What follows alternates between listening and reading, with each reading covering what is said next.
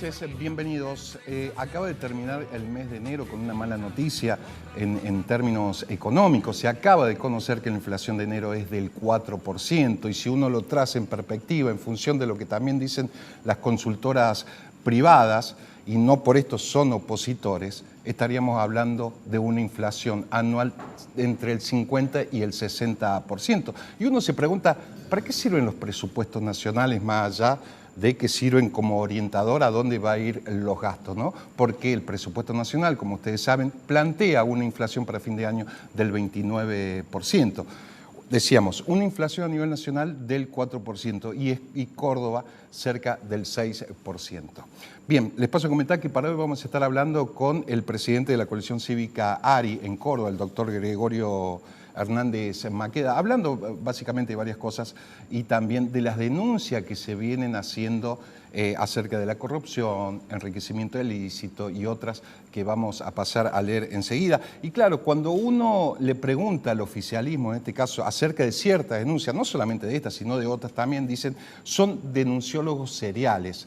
Mote que muchas veces se la suele chicañar a la jefa a nivel nacional, a Lilita Carrió. Pero te propongo que veamos algunas de las denuncias y también vamos a estar conversando de política, pero básicamente saber en qué estado están estas denuncias. Fíjate, ahí tenemos una de las primeras denuncias que fue el aparente o supuesta coimas de Odebrecht a Schiaretti, que está en la Fiscalía de Corrupción. En julio del 2018 denuncia al actual ministro de Salud, Diego Cardoso, por el memo Mordaza. Ya vamos a estar más o menos desglosando alguna de estas denuncias. En julio del 2018 denuncia a la actual diputada por el kirchnerismo de Córdoba, Gabriela Esteves, por intimidación pública en Juárez Celma. 2018, Carrió Villada denuncia a Rufail, el ex intendente de La Calera, actual legislador por el peronismo, también de enriquecimiento ilícito. En diciembre, Maqueda denuncia a Juan Manuel y Gloria Pereira. Es un tema que está hoy presente porque justamente es la hija que actualmente denuncia al padre que ha sido el intendente. Vamos a estar hablando de eso. Creo que hay una plaquita más para ver, bueno, ahí en junio del 2020 Maqueda Hispani denuncia a Pien, el actual secretario de los empleados públicos, por aprovechamiento de información privilegiada. Acuérdense que tiene que ver algo con el tema de la jubilación. En abril de 2020, Martínez Villada Irazuta denuncia penalmente a Vialidad Nacional de Córdoba por sobreprecio. En enero del 2021 a Martínez Villada Iruceta, Maqueda y otro más denuncian a Martín Gil y Pablo Rosso, que es el intendente actual de ahí. Gil está con pedido de licencia por violación de los deberes de funcionarios públicos. Digo, vamos a intentar desglosar porque son muchísimas más y el tiempo es escueto, pero vamos a hablar de política y también desglosando alguna de estas denuncias para saber en qué estado están. Ya volvemos.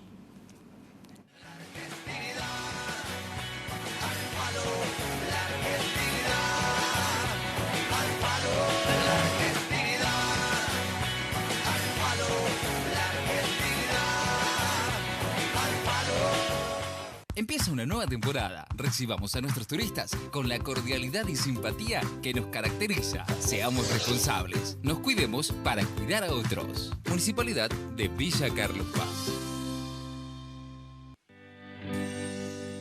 Estamos alegres porque después de tanto tiempo estamos vacunando a nuestros queridos abuelos y abuelas del hogar. Las medidas preventivas hicieron que nuestros abuelos no se hayan contagiado. Es un momento de esperanza. Se ha comenzado con la vacunación para los adultos mayores, la primera de 2 dosis para empezar a combatir esta pandemia. Pasó lo más hermoso que esperábamos nosotros, que nos vacunaron. Eso para nosotros es un logro muy grande porque estaban cuidando nuestra salud. Este es un momento distinto, porque pasamos más tiempo en casa y usamos más energía. Para que todos los cordobeses tengamos un verano saludable, usemos la energía eficientemente. Sabemos que este recurso es fundamental para el desarrollo de nuestras actividades. Cargar el celular para estar conectados, prender la computadora, entretenernos mirando televisión o refrigerar un ambiente para sentirnos cómodos. Cuidemos la energía entre todos. EPEC, para seguir creciendo juntos.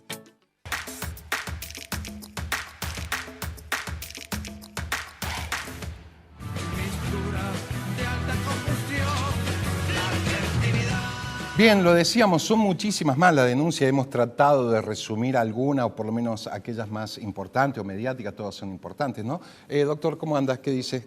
¿Qué tal, Cristian? Muy buenas tardes y un gusto enorme estar con vos. Bien, no es desconocido decir que la oposición o el oficialismo en este caso suele decir usan la chicana de la denuncia, son denunciólogos seriales. ¿Cómo lo toman a eso?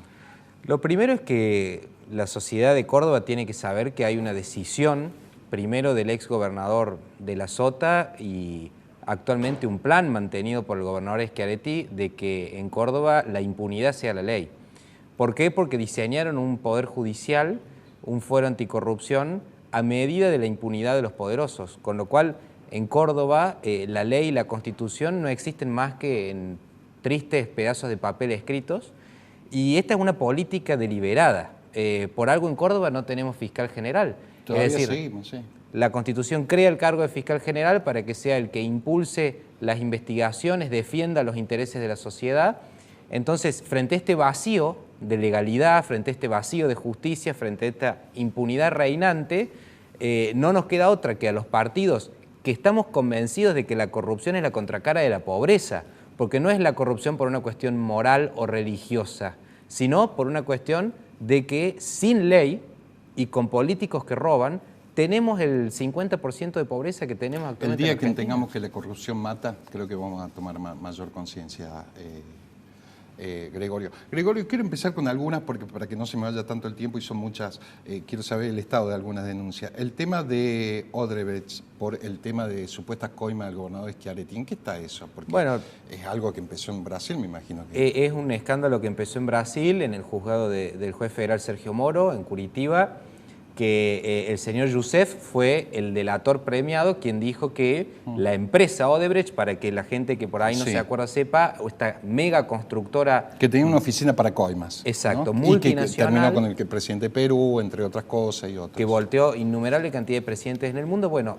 admitió haber pagado coimas al gobierno de Córdoba para construir los gasoductos troncales, aproximadamente 30 millones de dólares, y cuando se le preguntó al gobernador en ocasión de la campaña de 2017, él dijo, ¿por qué Odebrecht no que hizo obras en Córdoba y en todo el mundo y admitió haber pagado sobornos? ¿Por qué en Córdoba no? Y dijo, porque nosotros no coimeamos a nadie. Pero allá te habían admitido que sí.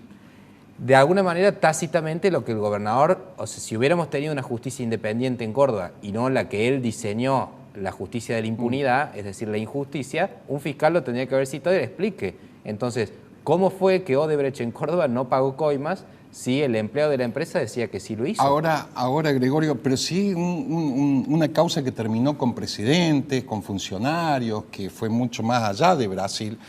Si hubiera sido así, ¿por qué no terminó entonces o salpicó la cancha más aún en la provincia de Córdoba?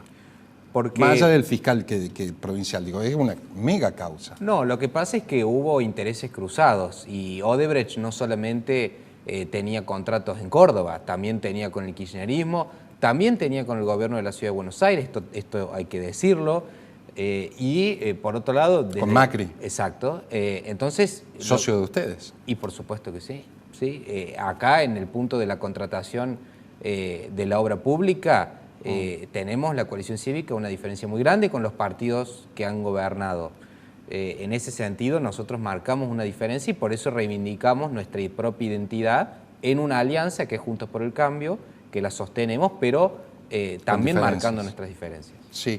La otra, vamos a ir más o menos rápido, la de Gabriela Esteves, la actual diputada del kirchnerismo por Córdoba. Lo que nosotros vimos fue que después, al poco tiempo del operativo Maldonado, que fue un operativo que montó el kirchnerismo para tratar de voltear al gobierno de Macri, o por lo menos de herirlo gravemente ante la opinión pública, diciendo que había perpetrado violaciones de derechos humanos, un grupo de legisladores de la Cámpora y de la izquierda y de dirigentes, entre ellos Gabriela Esteves, fueron a Estación Juárez Selman a impedir un desalojo legal. Donde la intendenta Miriam Prunoto. Exacto, con la intendenta Miriam Prunoto, para intentar impedir que se produzca un desalojo legal, regular, hecho por la policía de Córdoba en el marco de usurpaciones y tomas de tierra. Me acuerdo. Ellos se interpusieron en el medio de la fuerza pública. Esto es inadmisible desde el punto de vista del Estado de Derecho. Con lo cual nosotros denunciamos intimidación pública. Lamentablemente también la justicia en este caso se puso del lado del poder. Está todo y no de la ley. cajoneado. Vamos a otro funcionario que me parece relevante porque es quien tiene a cargo, entre otras cosas, el tema de la pandemia en la provincia de Córdoba y es el actual ministro de Salud, Diego Cardoso. Por mordaza de información, básicamente. ¿Cómo es eso? Me acuerdo que había salido en Perfil Córdoba esa. Exacto. El ministro de Salud lo que dictó fue una orden para que ningún agente del sistema de salud de la provincia de Córdoba, directivos. No, cualquiera, médicos, empleados, enfermeros, etcétera, no podían usar sus redes sociales para publicitar o dar a conocer o denunciar el mal estado de los hospitales y de los centros de salud de la provincia de Córdoba. Algo que se hace siempre, pasó en el Hospital Pasteur de Villa María. Un atentado directo contra la libertad de expresión que nosotros consideramos un abuso de autoridad inadmisible en una democracia liberal y con lo cual nosotros fuimos a la justicia para pedir que se lo sancione al ministro Cardoso y lógicamente dentro de este sistema hecho para la impunidad que lo blindó absolutamente.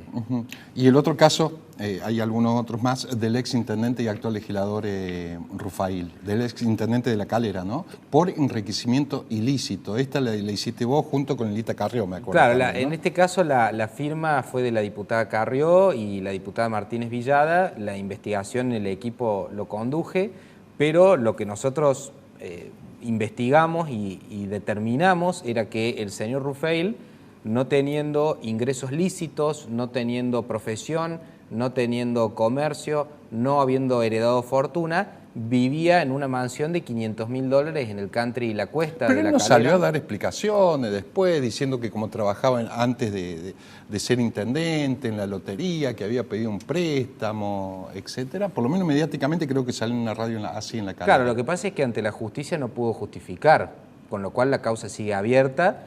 Me decías, una casa de $500.000. Una casa de $500.000, sus hijos... Con un sueldo de intendente en ese momento. Con un sueldo de intendente que en su momento lo calculábamos en $70.000. Sí. Digamos, a duras penas, cualquiera que tiene una familia, varios hijos y gana $70.000 por mes, puede pagar un alquiler de una casa normal, o sí, por ahí puede comprar su casa y pagar un crédito, pero a duras penas. No semejante nivel de vida con autos, con principales propiedades, con un poder adquisitivo, con viajes. Aparte de la casa, ¿qué otro le llamó la atención así?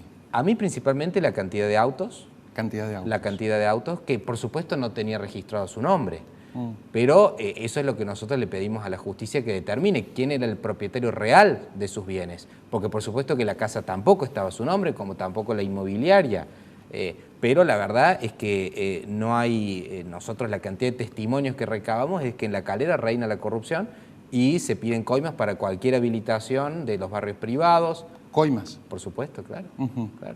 ¿Y eso en qué proceso está? Porque esa denuncia es fuerte, ¿no? Eso está incluido en la denuncia de enriquecimiento ilícito porque, digamos, el patrimonio y el nivel de vida del señor Rodrigo Rufail tiene el correlato en el origen ilícito de exacciones ilegales a pedidos a proveedores de la municipalidad o a particulares que solicitan licencias o habilitaciones para funcionar en alguna actividad en el municipio de La Calera. Sin ninguna duda de que eso es lo que debería determinar la justicia. Por supuesto que nosotros no lo podemos aseverar porque no tenemos ni la potestad para levantar secretos bancarios, secreto fiscal, para cursar pedido de informe al Banco Central, a la AFIP, para investigar. Pero sí la justicia que debería precisar esto y por supuesto que el señor Rufail tiene derecho a defenderse en el marco de un juicio. Y la última frutilla de la torta que dejé al final tiene que ver con el caso, recordemos a la gente, de Juan Manuel Pereira, ex intendente de Villa Dolores, que apadrina a su hija Gloria Pereira, termina ganando. Ya lo habías denunciado, ya me vas a decir el año, también por enriquecimiento ilícito, y ahora vuelve a saltar de vuelta a la escena mediática porque su hija denuncia a su padre, también por una cuestión de obras, ¿no? Mire, ¿ya se habían anticipado de alguna manera? El patrón es común. Las municipalidades en la provincia de Córdoba, en general, muy pocos intendentes de las ciudades grandes pueden explicar realmente el nivel de vida que tienen. ¿Por qué? Porque la debilidad institucional es la causa de que prolifere la corrupción. Sí. En Córdoba tenemos la mayoría automática en el Consejo Deliberante. En general, los concejales no frenan los proyectos de los intendentes. Y no 51 controlan. legisladores de oficialismo. A nivel provincial, los 2/3 de la legislatura. El Poder Judicial cooptado. Los tribunales de cuentas tienen la mayoría automática del oficialismo.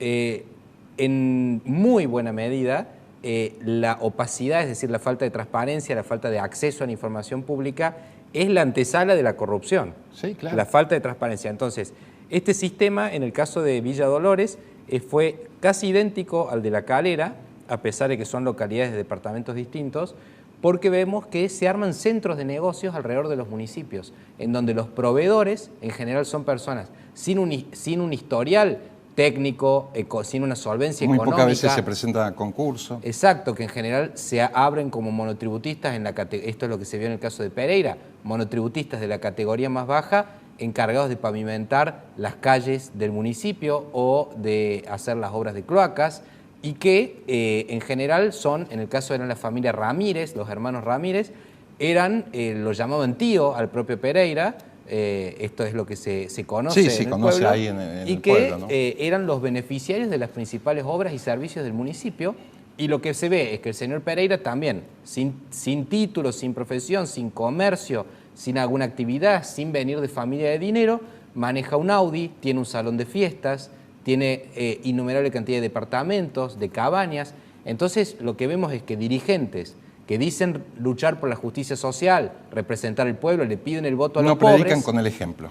Le piden el voto a los pobres y después viven como reyes. Sí. Ahora te quiero dar una de cal y una de arena, ¿no? Te dicen denunciólogo serial. ¿Qué le respondes a eso? Bueno, lo primero es que nosotros denunciamos porque tenemos el deber de hacerlo.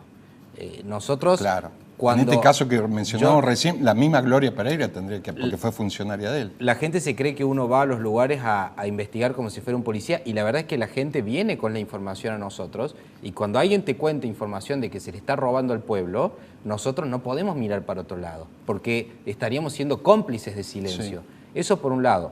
Por otro lado, lo que yo les contestaría es que ellos han montado un régimen institucional para la impunidad en donde el gobierno no tiene controles. Entonces, no es que en ningún gobierno no se puedan producir hechos de corrupción o situaciones reñidas con la ética. En todos los gobiernos del mundo eso pasa, pero acá son sistemas en donde la forma de hacer política es la corrupción, que empieza con la recaudación de fondos para campaña. Por eso. Sí. No, te quería decir, hablando de la denuncia, una de las primeras tiene que ver con la denuncia a Schiaretti. En su momento, creo que fue en el 2019, saliste a denunciarlo a Schiaretti, pero tu jefa política, Elisa Carrió, salió de alguna manera a desacreditarte, digo. Sí, en realidad eso no... ¿Cómo está la relación? La relación está muy bien con Elisa Carrió. Yo he estado conversando con ella en su casa ahora en enero. La verdad que ella para mí ha sido una gran defensora, una gran impulsora de nuestras investigaciones, de nuestra denuncia, de nuestra actividad política, que va más allá del activismo anticorrupción.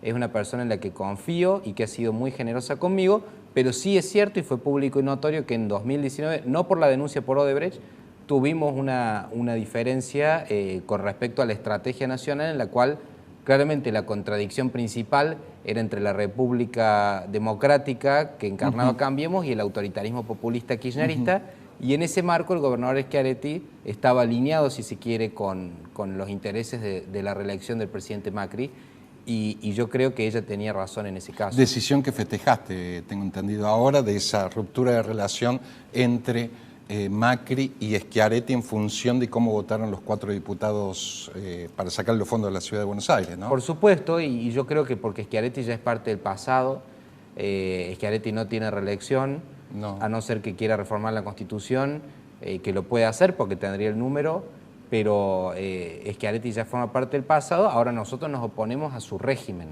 político, económico y social por considerarlo profundamente injusto y queremos sustituirlo por un régimen republicano. Creemos que Córdoba tiene que dejar de ser esta autocracia electiva en la cual simplemente se vota al gobernador, pero después el gobernador concentra la suma del poder público. Ahora, eso Gregorio, engendra corrupción. Sí, seguro, como decía Montesquieu, ¿no? Mucho tiempo en el poder ya tiende a la corrupción. Pero ¿cuál es la autocrítica que tiene que hacer la oposición?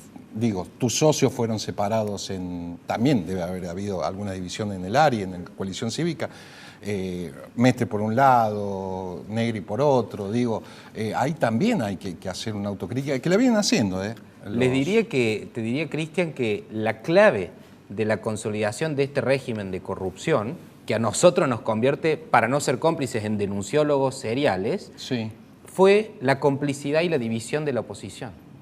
Y, por supuesto, de los principales partidos, empezando por el Partido Radical. Por algo, Elisa Carrió rompió con el Partido Radical y fundó el ARI, que después se amplió a la coalición cívica, que es nuestro partido. Nosotros no nos dividimos, estamos unidos, pero la verdad es que en el caso del Fuero Anticorrupción y del actual juez Gustavo Hidalgo, algunos legisladores radicales votaron a favor de eso. Entonces, ¿cómo se puede explicar un régimen que ha acumulado tanto poder y que no lo controla nadie y que tiene colonizado el Poder Judicial y que tiene colonizada la Defensoría del Pueblo y que tiene colonizado el Tribunal de Cuentas, sin la complicidad de la principal oposición? No se puede explicar. Y esto hay que decirlo porque si no, no vamos a cambiar realmente. ¿Y qué es lo que nosotros queremos? En algún momento, no sé si todavía está ese reclamo político, por llamarlo de alguna manera, llamaste a una mesa de diálogo para coordinar acciones entre tus principales socios, el radicalismo, el juecismo. ¿Cómo está eso? Bueno, estoy muy contento porque si bien en un primer momento no había interés después de la ruptura de 2019, que fuimos en 2 listas separadas, no había interés en recomponer, y ahora felizmente desde la Mesa Nacional de Juntos por el Cambio se empezó a coordinar en todos los distritos. ¿Y en Córdoba también? Exacto, este reclamo por la vuelta a la presencialidad en las clases. Claro, que estuvo la semana pasada los principales dirigentes de la oposición. Y nos juntamos ahí dirigentes de los 3 partidos, de los 4, acá en Córdoba, incluyéndolo a Luis Juez, con Brenda Austin, con Zoe El Zucaría, con nuestra legisladora Cecilia Lasusta, con el legislador Marcelo Cosar.